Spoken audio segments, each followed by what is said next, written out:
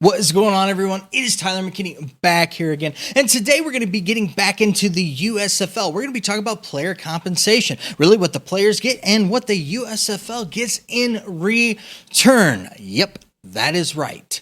Hey, if it's your first time here, glad to have you. Return viewers, you know I love you guys. Yes, I do. And remember, if you haven't yet, consider subscribing. Now, you know I give you that thumbs up at the end of every video, and I'd appreciate it if you do the same down there. You know all of the gist, the likes, the subscribe, they definitely help out the channel, and really what help out the channel too are all of your comments. I don't care what it is, just comment down below. If you want to tell me hi, I'll say hi back. Try me, trust me, seriously, I'll say hi. Let me, right now, do it. Hey kid, how about you? Come work for me. Yeah, you.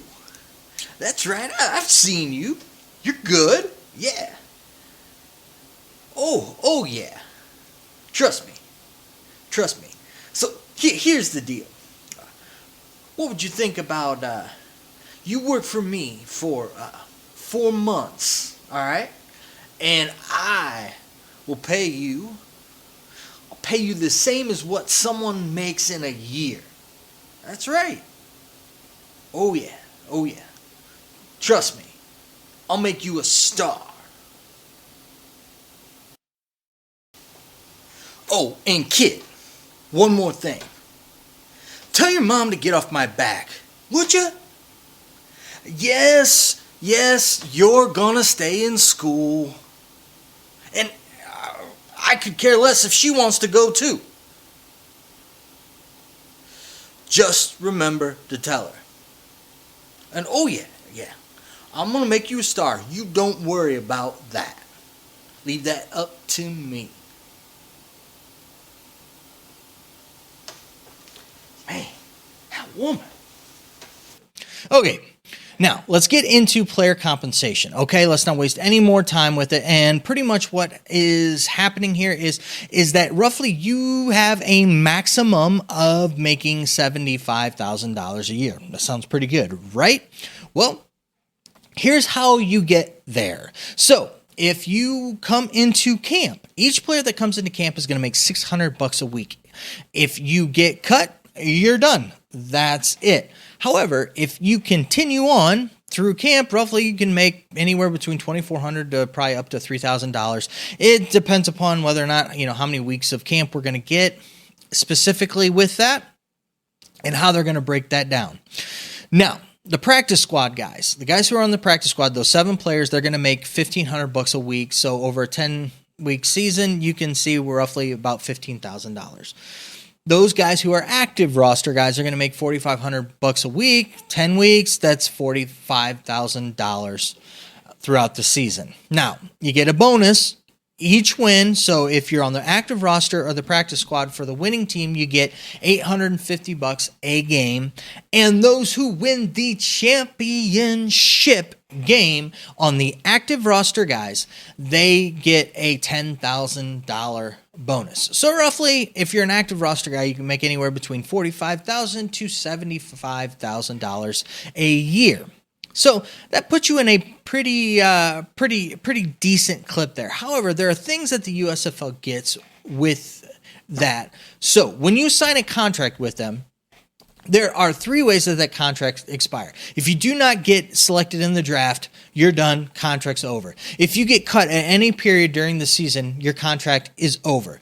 And the third option is that if they don't pick up the option for a second year, that's right, they have a second year clause in their contract, then your contract is up at the end of 2022. If they pick up that second year option, they're going to let players know by April 30th of whether or not they're going to pick up that second year option. And if that's the case, then, their contract will be up at the end of 2023. Now, each player's going to get health insurance as long as they're under contract.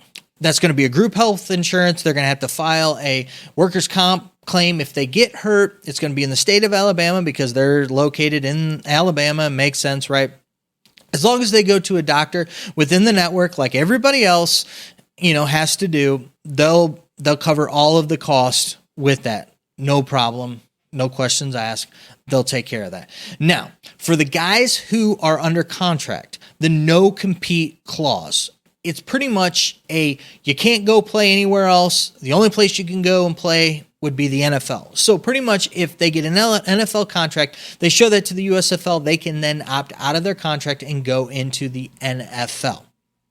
And, sometimes they can get messy and that with it, but they'll let them out of their contract for that, which is cool. And that's what guys are looking to do anyways. The interesting part with that is how that's going to mesh with other leagues, because they can't leave for any other leagues. So the CFL or the XFL, when the XFL comes around, they're not going to be able to leave for those leagues. So it'll be interesting to see how those guys under contract are going to do with that. But I don't think that that's the biggest hurdle. The biggest hurdle is really going to be those who are on the active roster and those who are guys who are on the practice squad. It's going to be really their housing during the season, because they're going to have to get their own housing during the season. And that's roughly going to be about one paycheck for an active roster guy a month. And, I think that the hotel rate that they were able to secure through the hotel deals that they've got is about $150 a night, which is not a bad deal for a hotel room. But as you can see, that turns out to be quite a bit of money in the long run. I don't necessarily think that I would want to be doing that, but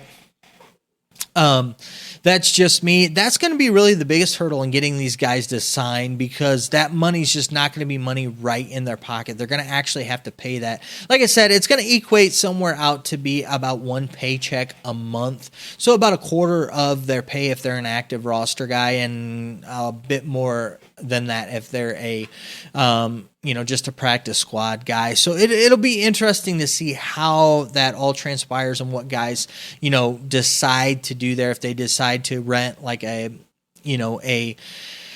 an apartment there. It does look, we don't know yet if these are going to be just single rooms or if these guys can double up so that, they can cut the costs down with that. I don't know. We'll see what happens with that. But that's going to be their biggest hurdle when it comes to all of this stuff. Now, as I kind of go through and I look at this, you've got to throw the educational piece in there.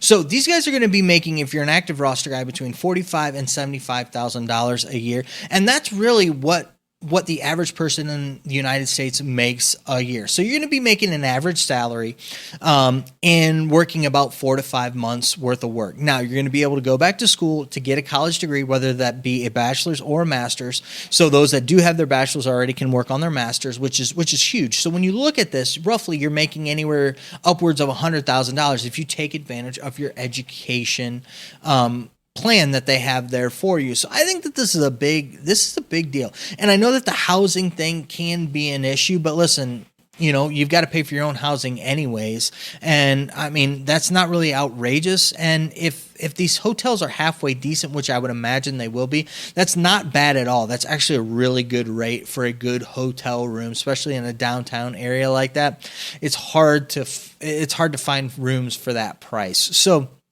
that's just my thoughts on that. I think, though, this is an opportunity. If you're a guy that is, that's following his dreams, I don't know how you not take this opportunity. If you were to tell me that you're going to pay me an average wage of what somebody's going to make to do the thing that I love and follow my dreams, I would be hard pressed not to try to follow that, even with a family in today's day and age. And a lot of these guys, don't have families; it's just them. Now I know some of them have families back home and they need to provide, and I know that their circumstances, each person is different. But I'm just saying that this is really, really enticing, and this is one of those things to where a lot of these guys, they think they're that good, and they're good enough to where they just need that shot. And some of them are. They just need that opportunity to show what they've got. And this is that opportunity for them. And so, I mean, if you're talking to me, I think you take the leap. Why? Life is too short. You can't just sit back and let life happen. You've got to take it, take the bull by the horns. And listen, I get it. It is a risk for these players. But sometimes to to follow your dreams, to get what you really want in life, you've got to take risks. Just playing it safe and easy, sometimes doesn't really get you what you want. And a lot of times, those extraordinary people, those people that rise above, those people that we admire, that we look up to, are the ones that, looked fear in the eyes and took the risk. So, as I look at this, I know that it's tough, but, from my opinion, I say you take the leap, the jump, and, just hang on tight and enjoy the ride. I mean, it's life. You gotta go out there and grab the bull by the horns with it. So those are my thoughts with it. As always, I'd love to know your thoughts down in the comment section. Let me know down there, and we'll continue the conversation on down there. All right, guys, listen, I know that you're busy, and I know that I'm busy, so let's get on out of here. You have a good night. Bye.